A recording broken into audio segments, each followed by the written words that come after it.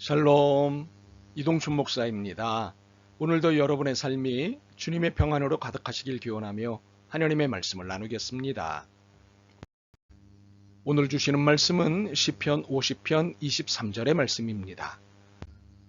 감사로 제사를 드리는 자가 나를 영화롭게 하나니 그의 행위를 옳게 하는 자에게 내가 하나님의 구원을 보이리라. 아멘. 시편 50편 23절 말씀을 본문으로 행복은 감사의 문으로 들어옵니다. 라는 제목으로 말씀을 나누도록 하겠습니다. 행복과 불행의 기준이 무엇일까요? 물질? 그럴 수 있습니다. 명예? 그럴 수 있습니다. 권력? 그럴 수 있습니다. 그러나 물질이 많고 명예가 크고 권력이 대단해도 이것이 늘 행복을 가져다 주지는 않습니다. 오히려 불행을 가져오는 경우가 많습니다. 재력과 명망가와 권력자들의 자살 소식이 끊이지 않는 것은 물질과 명예와 권력이 행복의 기준, 행복의 조건이 아님을 보여주는 증거입니다. 그렇다면 무엇이 인간을 행복하게 해줄 수 있을까요? 감사입니다. 감사는 인간에게 단 한 번도 불행을 가져다 준 적이 없습니다. 오히려 감사가 사라지고 불평과 핑계가 생기면서부터 불행이 시작된 것입니다. 인간이 에덴 동산에서 살 때는 불행이라는 것이 없었습니다. 감사했기 때문입니다. 하나님이 주신 모든 것에 만족했기 때문입니다. 그러나 인간이 죄를 짓고 나서 불평하고 핑계를 대면서부터 불행이 시작된 것입니다. 에덴 동산에서 쫓겨난 이후부터 인간은 어느 것을 소유해도 지속적인 만족과 행복을 느낄 수 없게 되었습니다. 이처럼 인간의 불행은 감사가 사라질 때부터 시작됩니다. 반대로 감사가 시작되면 행복은 다시 찾아옵니다. 그러므로 인간의 행복과 불행을 가르는 기준은 감사의 여부입니다. 그렇다면 감사가 물질과 명예와 권력보다 강한 힘을 갖고 있기 때문일까요? 그렇지 않습니다. 사실 힘의 논리로 따지자면 물질과 명예와 권력을 당할 것이 어디 있겠습니까? 그러나 놀랍게도 물질, 명예, 권력은 감사를 이기지 못합니다. 이유가 무엇일까요? 감사는 물질과 명예와 권력을 초월하기 때문입니다. 초월이라고 하는 것은 단순히 뛰어넘는다는 의미가 아닙니다. 대상을 상대로 생각하지 않는 것입니다. 대상을 적으로 생각하면 싸움이 나지요. 반면 대상을 친구로 생각하면 우정이 생깁니다. 그러나 대상을 상대로 여기지 않으면 싸움도 우정도 생기지 않습니다. 이렇듯 대상을 상대로 생각하지 않는 것, 이것이 초월의 의미입니다. 물질, 명예, 권력은 감사에게 상대가 아닙니다. 그래서 감사에게는 물질과 명예와 권력이 있어도 좋고 없어도 좋은 것입니다. 더욱이 물질과 명예와 권력이 감사의 상대가 되는 것이 아닙니다. 감사는 이런 태도를 가지고 있지 않기 때문입니다.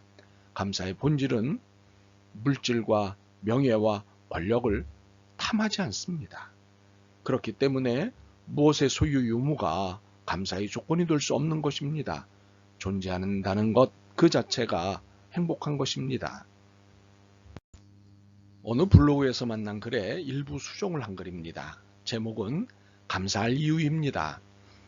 10대 자녀가 반항을 하면 그건 아이가 거리에서 방황하지 않고 집에 잘 있다는 것이고, 지불해야 할 세금이 있다면 그건 나에게 수입이나 재산이 있다는 것이고, 파티를 하고 나서 치워야 할 게 너무 많다면 그건 친구들과 즐거운 시간을 보냈다는 것이고, 옷이 몸에 좀 낀다면 그건 잘 먹고 잘 살고 있다는 것이고, 깎아야 할 잔디, 닦아야 할 유리창, 고쳐야 할 하수구가 있다면 그건 나에게 살집이 있다는 것이고, 정부에 대한 불평, 불만의 소리가 많이 들리면 그건 언론의 자유가 있다는 것이고, 주차장 맨 끝 먼 곳에 겨우 자리가 하나 있다면 그건 내가 걸을 수 있는 데다 차도 있다는 것이고, 난방비가 너무 많이 나왔다면 그건 내가 따뜻하게 살고 있다는 것이고, 교회에서 누군가 틀린 박자로 찬송을 부르는 것이 거슬린다면 그건 내가 들을 수 있다는 것이고, 세탁하고 다름질해야 할 일이 산더미라면 그건 나에게 입을 옷이 많다는 것이고, 온몸이 뻐근하고 피곤하다면 그건 내가 열심히 일했다는 것이고, 이른 새벽 시끄러운 자명종 소리에 깼다면 그건 내가 살아있다는 것이고, 그리고 SNS가 너무 많이 쏟아진다면 그건 나를 생각하는 사람들이 그만큼 많다는 것이지요. 이처럼 감사라는 것은 일상적인 것입니다. 사소한 것이기도 합니다.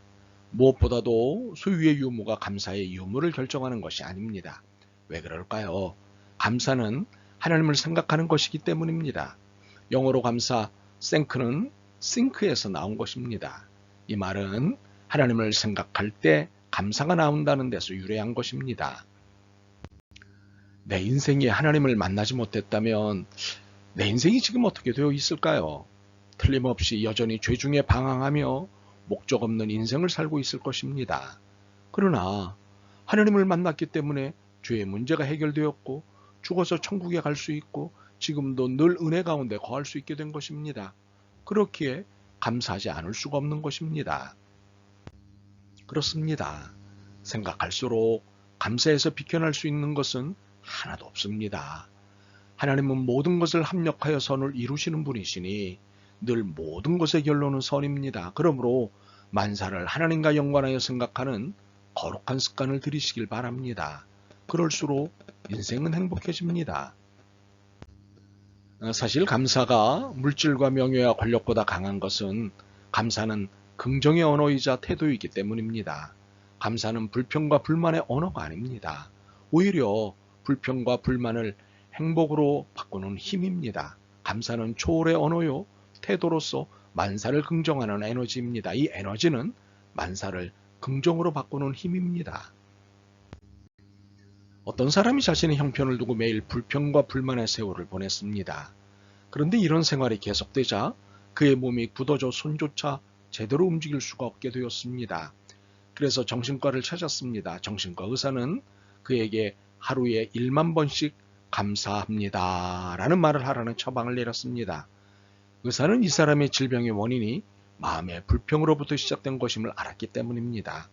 그는 그날부터 병상에서 감사합니다를 중얼거렸습니다. 하루는 아들이 감 2개를 건네주는데 손을 내밀어 감사합니다고 하였습니다. 세상에, 손이 움직이다니 기적이 일어난 것입니다. 질병에서 벗어나 몸이 풀리게 된 것입니다. 참으로 감사는 인간의 질병을 치료하는 특효약입니다. 불평과 불만, 원망과 저주는 모든 질병의 원인입니다. 아픈 사람의 대부분이 부정의 늪에 빠져 있음을 봅니다. 참으로 부정은 부정을 낳을 뿐입니다. 하나님의 자연 법칙은 분명합니다. 콩 심은 데 콩나고 팥 심은 데 팥납니다. 불평과 불만, 원망과 저주를 심으면 그것이 그대로 납니다. 불행이 날 뿐입니다. 그러나 감사와 축복을 심으면 행복이 납니다. 그러므로 만사를 행복하게 살고 싶다면 감사하십시오. 행복은 감사의 문으로 들어옵니다. 결코 불평의 문으로 들어오지 않습니다. 오히려 행복은 불평의 문으로 나갑니다. 그렇다면 감사를 잃는 것은 어떤 경우이든 손해일 뿐입니다. 손해가 아닌 행복의 삶을 살고 싶다면 감사하면 됩니다. 이러니 감사해야 할 이유는 너무도 분명합니다. 그렇다면 어떻게 하시겠습니까? 당연히 감사죠. 아멘, 아멘. 주님, 감사보다 큰 힘이 없음을 깨달았습니다. 모든 것에 감사할 수 있는 사람이 되게 하옵소서. 감사로 제사를 드리게 하옵소서. 예수 그리스도의 이름으로 기도드립니다.